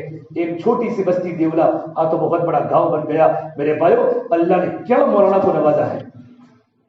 جب ان کی بات علماء میں ہوتی ہے تو علماء دل رہ جاتے ہیں کہ آدمی کتنی اعتدال کے ساتھ بات کر رہا ہے. حضرت شیخ کے صحبت یافتہ بزرگ ہے، فرماتے تھے جب بھی میں تبلیغ میں لگا، کوئی بھی مسئلہ میں حضرت کو خط و کتابت کی. مولانا زکریا صاحب رحمۃ اللہ علیہ سے ایک بار سفر میں تھا، فرمایا میرے معاملات پورے نہیں ہو رہے تھے. تو حضرت معاملات سفر میں تبلیغ کی مشغول بننے پر میرے معاملات زیادہ پورے نہیں ہو رہے. تو حضرت نے فرمایا سفر تو شرعی عذر ہے، سفر عذر ہے. یہ جواب تھا بزرگوں کا. اس سے میرے بھائی دعوت کے کام کرنے والے علماء اپنا تعلق، ایک ہوتی ہے حرکت، نمبر 3 ضروری ہے دل میں حرارت. حرارت کا مطلب یہ ہوتا ہے ہمارا خود کا تعلق اللہ سے مضبوط ہو. جتنا میرا تعلق اللہ سے مضبوط ہوگا اتنا میں عوام کا تعلق اللہ سے مضبوط کر سکوں گا. خالی باتیں نہ ہو، عمل کی جگہ لے لی باتوں نے، محنت کی جگہ لے لی صرف مذاکروں نے. عمل نہ ہو، عمل تو باتوں کا کوئی وزن نہیں ہے. اللہ مجھے اور آپ کو عمل کی توفیق عطا فرمائے، لیکن میرے ہم باتیں نہ چھوڑیں، اپنی زندگی کو مضبوط بنانے کی فکر کریں کہ میرا اور آپ کا تعلق بھی اللہ سے مضبوط بن جائے. ہم عزیمت پر عمل کریں، رخصت پر عمل نہ کریں. ہمارے سیوانی میں ایک مولانا تھے، مولانا اسماعیل صاحب، بڑے گجرات کے اکابر میں گزرے ہیں. وہ فرماتے تھے ہمارے علم نے ہم کو سنتوں سے محروم کیا کہ موقع ہے غیر موقع ہے. ہمارے علم نے ہم کو پتہ کہ اثر کے بلی کے 4 رکعت غیر موقع ہے اور غیر موقع کی تعلیم مدرسے میں پڑھ لی ہے. تو ہمارا علم ہمیں سنتوں سے روکتا ہے کہ فرض کی کیا اہمیت ہے، سنت کی کیا اہمیت ہے. لیکن عوام کی 17 پڑھتی ہے، ہم کتنے پڑھتے ہیں؟ 17. تو ان کے سامنے ہر نماز کی اہمیت ہے کہ نماز ہے، اور ہمارے سامنے نماز کے درجات ہیں. یہ 4 فرض ہے، یہ 2 موقع ہے، یہ غیر موقع ہے نفل. کہ ہمارے علم نے ہمارا کیا نقصان کیا کہ ہمیں سنتوں سے محروم کیا. عزیمت پر عمل کرے. وہاں تقی عثمان صاحب فرماتے ایک مرتبہ کراچی میں بارش ہوئی، اتنی بارش میں نے سوچا فجر کی نماز گھر پر ہی پڑھ لوں. مفتی تقی عثمانی صاحب، تو میرے والد صاحب مفتی شفیع صاحب حیات تھے، وہ چلے گئے فجر کی نماز پڑھنے کے لیے مسجد میں. واپس آنے کے بعد کہا تقی فجر میں نہیں تھے؟ اللہ والے تو مفتی شفیع عثمانی ہمارے قرآن والے بڑے زبردست مفتی اعظم تھے. تو کہا بیٹا، کہا ابا جی علماء نے کتابوں میں لکھا ہے فقہی مسئلہ ہے کہ کثرت امطار عذر ہے. کیا مسئلہ بتائے؟ کثرت امطار عذر ہے. بس سمجھے، زیادہ بارش آئے تو گھر پر نماز. فقہی مسئلہ بتائے، فقہ کا مسئلہ ہے. کہ کثرت امطار عذر ہے. تو کہا بیٹا اگر تو ہی رخصت پر عمل کرے گا تو عزیمت پر کون عمل کرے گا؟ فوراً تنبیہ فرمائی کہ اگر میں بھی نہ جاتا تو فجر کی نماز مسجد میں ہوتی ہی نہیں. مولانا فرماتے بس یہ جملہ آج تک میرے ابا کا میرے کانوں میں گونج رہا ہے. آج تک میں نے رخصت پر عمل نہیں کیا, ہمیشہ میں نے عزیمت پر عمل کیا ہے کہ علماء عزیمت پر عمل کریں گے, عوام رخصت پر عمل کرے گی. ہم صف اولا کے پابند بنیں گے, ہم تہجد گزار بنیں گے تو امت صف اولا کی پابند بنے گی. غزوہ خندق کے موقع پر تمام صحابہ کرام کے پیڑ پر ایک پتھر, صحیح بخاری کی روایت ہے, میرے نبی کے پیڑ پر 2 پتھر تھے کہ کام کرنے والوں کی زندگی نیچے والوں سے الگ ہوگی. ہمارا تقوی, ہمارا تعلق, ہماری دنیا سب الگ ہی ہوگی, الگ ہی ہوگی. بلکہ میرے بھائی ہم تو اپنے آپ کو جاہل سمجھے. کیا سمجھے؟ بولو. شیخ العلم فرمایا کرتے رحمۃ اللہ علیہ, ہماری معلومات کا درجہ مجہولہ کا درجہ معقولہ سے زیادہ ہے. جتنے ہم جاہل اتنے عالم نہیں ہیں. سمجھے؟ مجہولات کا درجہ بولو معقولہ سے زیادہ ہے. ہمارے پاس جتنا ہم جانتے اس سے زیادہ ہم نہیں جانتے. وفوق كل ذي علم علیم, شیر نہ ماتے سوا شیر. ہم جتنا جانتے ہیں اس سے زیادہ ہم نہیں جانتے. فرماتے ہیں یہ کب مجھے پتا چلا کہ جتنا بھی کتابوں کا زیادہ مطالعہ کروں گا پتا چلے گا میں کچھ نہیں جانتا. ابھی تو بہت جاننے کا ہے. آج بہت سے لوگ ایک کتاب نہیں پڑھتے اور بیچارہ بیمار ہے کہ میں بہت جانتا ہوں, بہت جانتا ہوں, میں تو بہت جانتا ہوں, مجھے تم سمجھانے آئے ہو. ہاں بھائی, جتنا آدمی کتابوں کا مطالعہ کرے گا, جتنا علم میں گھسے گا, آدمی اچھا ہی تو کتنا ہے, مجھے تو کچھ بھی نہیں آتا. زیادہ پڑھنے والا آدمی اپنے آپ کو جاہل سمجھے گا. اس سے میرے بھائیو ہم ان 3 چیزوں کی فکر کریں, ہمارے دل میں حیات ہو, حرکت و حرارت ہو, ہمارا تعلق اللہ سے مضبوط بنے. مولانا عالم فرماتے رحمۃ اللہ علیہ کہ میں ایک مرتبہ گیا ملک کے شام کے سفر میں, مجھے بلایا گیا. وہ جو لکھی نا الفکر الدعوتی, ایک محاضرہ تھا جس کی کتاب ترجمہ تاریخ دعوت وظیفۃ العلم ندوی کی ہے. میں وہاں گیا تو مجھے ہوٹل دیا. ہوٹل کیا آپ, یہ ہوٹل ہے 7 اسٹار ہوٹل میں آپ کا ہم نے کمرہ بک کیا ہے. فرمایا نہیں, میں تو مولانا ہوں اور میں نے اپنے اسلاف میں ہوٹلوں کی بکنگ نہیں دیکھی ہے, میں تو مسجد کی چٹائی پر سو جاؤں گا. مولانا فرماتے ہیں جب میں نے محاضرات کیے تو ملک شام کے بڑے بڑے علماء, ملک شام کے بڑے بڑے علماء, عرب علماء کے پاس کتنا علوم ہوتا ہے, وہ صفحے بلا میں میرے سامنے میرے آنے سے پہلے بیٹھ جاتے تھے عالمیہ کے محاضرات کو سننے کے لیے. تو وہاں میں نے ایک عالم کو دیکھا, شیخ علی دکر, ایک بہت بڑے عالم ملک شام کے. فجر کے بعد ان کا قرآن کریم کا درس ہوتا تھا, درس, اور چھوٹی سی مسجد تھی. اتنا مجمع ہوتا تھا کہ مسجد بھر جاتی تھی اور دور تک سڑکوں پر لوگ بیٹھتے تھے. کہ میں بھی ان کے درس میں شریک ہوا کہ ان کی آواز باہر تک نہیں پہنچتی تھی, لیکن لوگ ہچکیاں لے کے روتے تھے, حالانکہ ان کے کانوں میں حضرت کی آواز بھی نہیں پہنچ پاتی تھی. تو ان کا شاگرد عربی نے جا کر حضرت کو پڑھا, ایک بات پوچھنی ہے, آپ درس قرآن کرتے ہیں, ہم بھی درس قرآن کرتے ہیں, اور ہم تو قرآن کے درس میں نکات کھول کھول کے امت کو کھولتے ہیں, نکات بتاتے ہیں, قرآن کریم کے تفسیر پر نکات کھولتے ہیں, مسائل کو مستنبط کر کے بتاتے ہیں. لیکن ہمارے یہاں وہ اثر نہیں جو آپ کے اثر ہے. تو بیٹا تو میرا شاگرد سے ایک بات سیکھنے کے لیے کہہ رہا ہوں, ورنہ میں کسی کو نہیں کہتا. بیٹا اس درس کی مقبولیت کو لانے کے لیے میں روزانہ تہجد میں 10 پاروں کی تلاوت کرتا ہوں. 10 پاروں کی تلاوت کے بعد یہ اثر ہے کہ اللہ تعالیٰ مجمع کا مجمع بھیج رہا ہے, قلب میں حرارت. جب تک میری اور آپ کی زندگی ایمان اور تقوی سے مت نہیں ہوگی.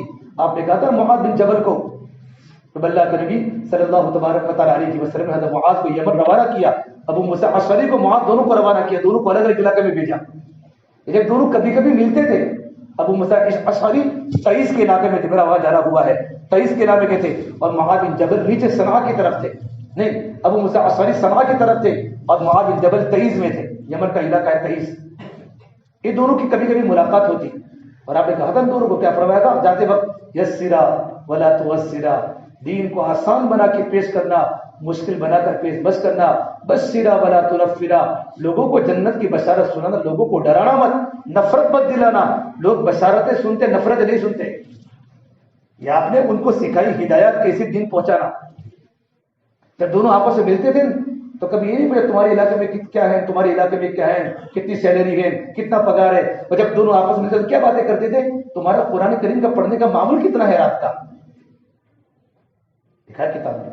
تمہارا قرآن کریم کا معمول کتنا ہے کہ میرا قرآن کریم کا معمول میرا اتنا ہے. اگر زیادہ ہوتا تو اپنے قرآن کی تلاوت کے معمول کو بڑھا لیتے. صحابہ آپس میں دین کے مذاکرے کرتے تھے کہ سامنے صرف دین ہوتا رہے مسئلے ضروریات.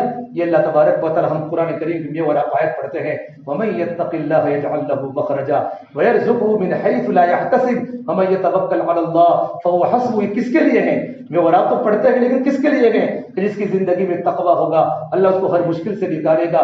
ایسی جگہ سے اللہ روزی دے گا انسان نے سوچا بھی نہیں ہوگا. جو اللہ پر بھروسہ کرے گا اللہ ہی اس کو کافی ہے.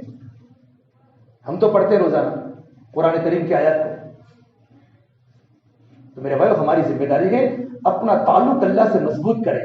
تو معاذ بن جبل یمن روانہ کیا، پہلے وہ روانہ ہوئے تو اللہ کے نبی صلی اللہ تبارک و تعالی مدینہ منورہ کے عالم کی اتنی قدر فرمائی کہ آپ نے تمام کے تمام صحابہ کرام کو مسجد سے روانہ کیا. آپ ان کو لے کر چلے 7 یا 8 میل تک اللہ کے ان کے ساتھ پیدل چلے. معاذ جبل تو اونٹنی پر تھے وہ علی راحلتہ. اور اللہ کے نبی صلی اللہ تبارک وسلم آپ چل رہے اور آپ کو ہدایات کی بات کر رہے. ایک بات فرمائی یہ معاذ اب یمن جا رہے ہو، آپ کو پتہ ہے قرآن پر عمل کرنا وہ نکلا وہ قیاس، جو قیاس کی جو روایت ہے قرآن حدیث اجماع اور قیاس جو اصول فقہ کا اصول ہے اس حدیث سے تو مستمد ہوا ہے کہ معاذ قرآن اگر کوئی بات نہ ملے تو حدیث میں دیکھنا، حدیث میں تو بات نہ ملے تو امت کا علماء کا صحابہ کا اجماع دیکھنا، اگر اس میں بھی اگر کوئی بات ہو تو قیاس کرنا دونوں کو سامنے رکھ کر. یہ بات بتانے والے ایک بات فرمائے معاذ اب یمن جا رہے ہو ایاک والتنعم فإن عباد اللہ لیس بالمتنعمین. یہ معاذ اپنے آپ کو عیش پرستی سے بچانا، اللہ کے نیک بندے عیش پرستی کو پسند نہیں کرتے. علماء کی زندگی بتائیے کہ مدینے کا مفتی کیسا ہونا چاہیے، مدینہ کا عالم کیسا ہونا چاہیے. ایاک والتنعم فإن عباد اللہ لیس بالمتنعمین. معاذ زندگی سادہ گزارنا. پھر آپ نے ایک بات فرمائی معاذ تم جا رہے ہو یمن عسى اللہ تلقانی بعد عامی هذا. یہ میری اور تمہاری آخری ملاقات ہے. لعلک تمر بمسجدی وقبری هذا. جب تم واپس آؤ گے یا تو میری قبر کی زیارت ہوگی یا تو میری مسجد کی زیارت ہوگی، تم مجھے دوبارہ دیکھ نہیں سکو گے. کیا نظریہ ہوگا. ہمارے دور حدیث کے بچے جب نکلتے ہیں مدرسوں سے، مشکات کے بچے استادوں کو گلے پکڑ پکڑ کے روتے ہیں. صحابہ کے دل میں جو عشق کا محبت نہیں، محبت کے اوپر کا درجہ عشق کا ہوتا ہے. حضرت معاذ بن جبل رو گئے فبکا معاذ جشعا لفراق رسول اللہ. حضرت معاذ دھاڑے مار کے رونے لگے. علماء نے لکھا ہے اللہ کے نبی کی سب سے بڑی قربانی بیت اللہ کو چھوڑنا ہے اور صحابہ کی سب سے بڑی قربانی نبی کی صحبت کو چھوڑنا ہے. پھر آپ نے کیا فرمایا فلما اقبل نحو المدینہ. آپ کا چہرے انور مدینے کی طرف کر لیا آپ نے. اب معاذ کا چہرے انور معاذ جبل کا چہرہ یمن کی طرف تھا. آپ نے کہا لا تبکی یا معاذ ان اول الناس بی المتقون من کانوا وحیث کانوا. یہ معاذ کل قیامت کے میدان مجھ سے قریب وہ انسان ہوگا جس کی زندگی میں اللہ کا تقوی ہوگا. سے میرے بھائی ہم نے تقوی کی آیت پڑھی ہے، ہم تو تقوی کی آیت کو جانتے ہیں، ان کی تفاسیر جانتے ہیں کہ تقوی روزی کے دروازے کو کھولتا ہے. اس سے میرے بھائی میرا اور آپ کا تعلق جتنا اللہ سے مضبوط ہوگا، میں سیدھا تو مسلح پر کھڑا ہو جاؤں اور امت 4 رکعت سنتیں پڑھ رہی ہو. اگر ہم گھر پر پڑھ سکتے ہیں لیکن امت کو بدگمانی میں کیوں ڈالیں. مسجد میں 4 رکعت سنت جلدی مسجد میں آوے. سعید بن مسیب فرماتے ہیں جو بہت بڑے عالم گزرے ہیں، زندگی کے 20 سال سے گزرے ہیں کہ میرے مسجد میں آنے کے بعد اذان ہوئی ہے اور میں نے کسی مقتدی کی پیٹھ نہیں دیکھی. اللہ کی قسم صف اولا کے پابند تھے. ہم جلدی مسجدوں میں آوے، امام جلدی آتا ہے سب سے لیٹ جاتا ہے. ہمارے علماء اپنے عملی طور پر بھی زندگی کو صحیح کر لیں گے نا، امت کو کہنے کی ضرورت نہیں ہے. وہ سب ایک ہی جملہ کہتے ہیں کونوا مثلنا، ہمارے جیسے بن جاؤ. صلوا کما رأیتمونی اصلی. اس سے میرے بھائیو ہم اپنے ذات کے اعتبار سے مضبوط بنیں، نمازوں کے اعتبار سے، قرآن کے اعتبار سے.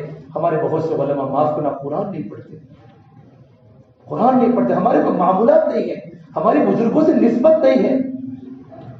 ہمارے حضرت کے بعد جب بھی ہمارا جانا ہوتا ہے، ہمارے الہ آباد میں بھی جاتے کبھی کتھایا، سیدھا پہلے پوچھتے تمہارے معمولات ہو رہے کہ نہیں ہو رہے. کہ فرماتے بیٹا معمولات کو پورا کرو گے، تبلیغ کی محنت کرو گے، اللہ تمہاری زبان میں تاثیر دے گا کہ اللہ مجمع کے دلوں کو اللہ پلٹ دے گا اگر تمہاری معمولات کی پابندی ہوگی. تو اپنے بزرگوں سے ہم صاحب نسبت بنے. قاری طاہر صاحب مفتی خان صاحب فرماتے ہیں میں نے قاری طاہر صاحب کی زبان پر جملہ سنا ہے، دارالدیوبند میں دین میں نے دیکھا ہے علماء طلباء بلکہ دربان گیٹ پر کھڑا ہونے والا دربان چپراسی صاحب نسبت بزرگ تھا، اور دارالعلوم کے حجروں سے راتوں کو قرآن کریم کے پڑھنے کی اور اللہ کی ذکر کی سے آباد آتی تھی کہ پورا دارالعلوم رات کے وقت خانقاہ بن جاتا تھا۔ آج ہمارے علماء نماز فجر کی گھر پر پڑھتے ہیں، تو ہم اپنے بھائی کو کیا تبلیغ کریں گے، باپ کو کیا تبلیغ کریں گے کہ میرا بیٹا یہ عالم بنا کے کوئی فائدہ نہیں، میرا بھائی مولانا ہے وہ بھی کوئی فائدہ نہیں، اس کی گھر کی زندگی دیکھو، اس کے بچوں کا لباس دیکھو، اس کے بچوں کے لباس پینٹ شرٹ میں کیا اپنے بھائی کو عالم بناؤ، وہ کبھی اپنے بیٹوں کو عالم کبھی نہیں بنائے گا۔ اس سے ہماری ذمہ داری ہے اپنے خود کی زندگی کو سنوارے۔ علی بن ندوی کا ملفوظ ہے قلب میں حیات، حرکت اور حرارت۔ حرارت کا مطلب یہ ہمارا دل میں آگ لگے اللہ کی عشق کی، اللہ کی محبت کی۔ تو جب انشاءاللہ اللہ پاک کیسے اللہ کروٹوں کو بدلتا ہے۔ اور میرے بھائیو جب ہم جائیں گے یہاں دنیا سے، مولانا شریف صاحب تاجپوری وڈالی کے استاد حدیث، بہت بڑے عالم، مجھے کتنی بار وڈالی بلایا، اتنے متواضع عالم تھے۔ ان کا بیٹا کہتا تھا کہ اتنے سال 35 سال کے اوپر ہو چکے میرے ابا نے کبھی گھر پر عید نہیں کی۔ کتنے لوگوں کے مسائل حل کرنا، اصلاح معاشرہ کا کام کرنا، اور ہر سال چھٹی ہوتی اپنی کتاب داؤد شریف پوری کرتے تھے۔ مسلم شریف پڑھا رہے تھے، کتاب کو پوری کرنے کے بعد فوراً طلبا کی جماعت بنا کر اللہ کے راستے میں نکل جاتے۔ کتنے سفر ہوئے، اسپین کا ہوا، نیوزی لینڈ کا ہوا، موریتانیہ کا ہوا، کتنے ممالک کے سفر کیے، پر سبق کے کتنے پابند، اور ان کا تقویٰ، ان کی للہیت کہ 35 سال کی وجہ لاک ڈاؤن میں ہمارے ابا گھر پر تھے، ہمارے ابا کے ساتھ ہم نے عید کی ہے، اور فرمایا گھر پر تھے تو گھر میں تڑپتے تھے، اور پوری تاجپور چھوٹا سا گاؤں ہے سابرکاٹا میں، اور فرمایا تاجپور میں ایک ایک گھر پر جا کر ایک ایک گاؤں کے انسان کو اللہ کے دین کی دعوت دی۔ جب ان کو کورونا ہوا اور جس دن ان کو جمبو سر کے ہسپتال میں لے جایا گیا، اس دن گش کا دن تھا، پورا گاؤں 2 نمازوں کا وقت فارغ کر کے بیٹھا تھا، پورا گاؤں گش کے دن، صرف 2 انسان ہمت نگر کام سے گئے تھے، پورا گاؤں گش میں موجود تھا، اور مولانا کی گاڑی وہاں سے گزری تھی، اور مولانا جمبو سر میں انتقال ہوا، ان کے جنازے میں موجود تھا۔ تاجپوری کے لوگ نے، وڈالی کے طلبا اور ایڈر کے نوجوان ان کے جنازے پر ہاتھ لگا کر تڑپ تڑپ کے روتے تھے، مولانا تم دنیا سے چل بسے، مولانا تمہاری برکت سے ہمارے سروں پر ٹوپی آئی، ہمارے چہروں پر داڑھی آئی، آج ہمارے پیچھے رونے والا کہا جا رہا ہے۔ پورے علاقے میں ماتم چھا گیا تھا، ایک عالم کی موت پوری دنیا کو رلا رہی ہو۔ عمر صاحب پارکپوری فرماتے تھے بلند اپنے اخلاق کرتا چلا جا، زمانے کے دلوں میں اترتا چلا جا، ادھر زخم پہ زخم کھاتا چلا جا، ادھر سارے عالم پہ چھاتا چلا جا، دنیا تجھ کو یاد کر کر کے روے تو دنیا سے مسکراتا چلا جا۔ کہ تجھے دیکھ کر تو مسکراتا ہو اللہ کے پاس جا رہا ہو، لوگوں میں ماتم چھائی ہوئی ہو۔ اسے میرے بھائیو ہم سب کی ذمہ داری ہے ماشاءاللہ کہ ہمارا کچھ کا علاقہ پورا سوکھا پڑا ہے۔ ایک گیلی لکڑی، ایک گیلی لکڑی، ایک ہوتی ہے سوکھی لکڑی اور ایک ہوتی ہے گیلی لکڑی۔